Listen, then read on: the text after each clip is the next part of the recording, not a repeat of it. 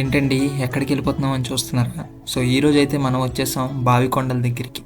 So ఎలా వెళ్ళాలి అని అంటే మీరు కాంప్లెక్స్ నుంచి 222, 999, 25 ఇలాంటి బస్సులు ఏదైనా పట్టుకొని కార్ షెడ్ వరకు రండి. కార్ షెడ్ నుంచి మీకు ఆటోస్ అనేవి అవైలబుల్గా ఉంటాయి. లేదు బీచ్ రోడ్ నుంచి వస్తున్నారన్నా 900 పట్టుకుంటే మీకు రుషికొండని వరకు దిగిపోయి అక్కడి నుంచి ఆటో పట్టుకొని రావాలి.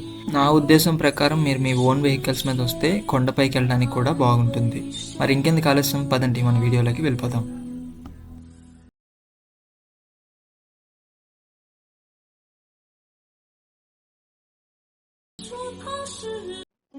Hi friends, welcome back to my channel travel with Balu.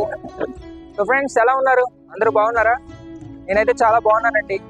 So ఈరోజు అయితే మనం వచ్చేసాం బావి కొండకి. కొండ యొక్క ప్రత్యేకతలు ఏంటి, వింతలు ఏంటి, విశేషాలు ఏంటి అని పైకి వెళ్ళి తెలుసుకుందాం రండి. ముందుగా బావికొండకి బావికొండ అనే పేరు ఎలా వచ్చిందో చూద్దాం. సో ఏమి లేదండి, ఈ కొండపైన బౌద్ధులు ఒకప్పుడు నివసించేవారు. వాళ్ళు బావులు అనేవి కన్స్ట్రక్ట్ చేశారు. సో ఎక్కువ బావులు ఉండడంచే ఈ కొండ పేరు బావికొండ అని వచ్చింది. సో ఎప్పుడు ఉన్నారు అని అంటే క్రీస్తు పూర్వం 300 సంవత్సరం నుండి క్రీస్తు శకం 300 సంవత్సరం, అంటే 600 ఇయర్స్ మాత్రం ఇక్కడ ఉన్నారు వాళ్ళు. చూసారు కదా, ఇదే ఎంట్రన్స్. పదండి లోపలికి వెళ్దాం. సో ఇక్కడ మనకి ఒక బోర్డు అనేది ఉన్నదండి. చెప్పాను కదండి, ఇది చాలా పురాతనమైంది. సో ఇందులో దొరికిన వస్తువు ఏది బయటికి వెళ్ళిపోయినా చాలా ప్రమాదకరం. దొరికితే ₹1,00,000 ఫైన్ అని 2 సంవత్సరాలు జైలు శిక్ష వేస్తారు. సో లోపలికి వెళ్ళిన వెంటనే మీరు రైట్ సైడ్లో చూసినట్టయితే రెండు బోర్డ్స్ అనేవి కనిపిస్తాయి. అది అందులో ఒకటి ఇన్ఫర్మేటివ్ బోర్డ్స్, ఒకటి ఇంకోటి మ్యాప్ అన్నమాట. చూపిస్తాను, ఒకసారి చూడండి.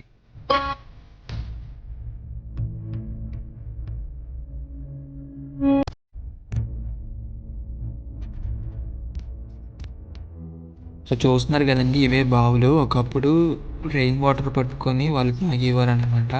అలా ఇవన్నీ చూస్తుంటే అన్ని మెడిటేషన్ కోసం వాడుకునేవారంట. ఒకసారి చూపిస్తాను, ఒక లుక్ చేయండి. సో ఇది కనిపిస్తుంది కదా ఫ్రెండ్స్, ఇందులోనే మనకి బౌద్ధుడి యొక్క భూములు అనేది పెట్టారు. దాంతో పాటు చాలా అన్ని నిధి నిక్షేపాలు అనేవి పెట్టారు అనమాట.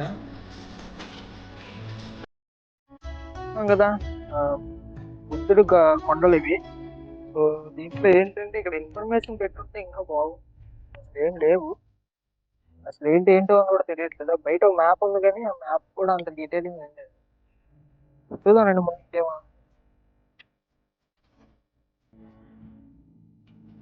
చూస్తున్నారు కదా ఫ్రెండ్స్, బ్యాక్ సైడ్ పెద్ద స్టేజ్ ఉంది మనకి. ఒకప్పుడు బౌద్ధ భిక్షులందరూ ఇక్కడ కూర్చొని ధ్యానం చేసుకునేవారంట. చాలా బాగుంది. ఒకసారి చూపిస్తాను, ఒక లుక్ వేయండి. ఈ లొకేషన్లో చాలా అన్ని షూటింగ్స్ అయితే జరిగాయి. అందులో ఒకటి మీకోసం చూపిస్తాను, చూడండి.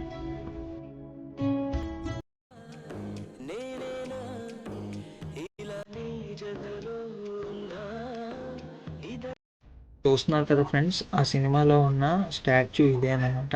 దీని మీదే మనకి ఆ షూటింగ్ అనేది జరిగింది. కొండ ఎత్తు ఎంత ఉంటుందంటే సముద్ర మట్టానికి 130 మీటర్స్ హైట్లో ఉంటుంది.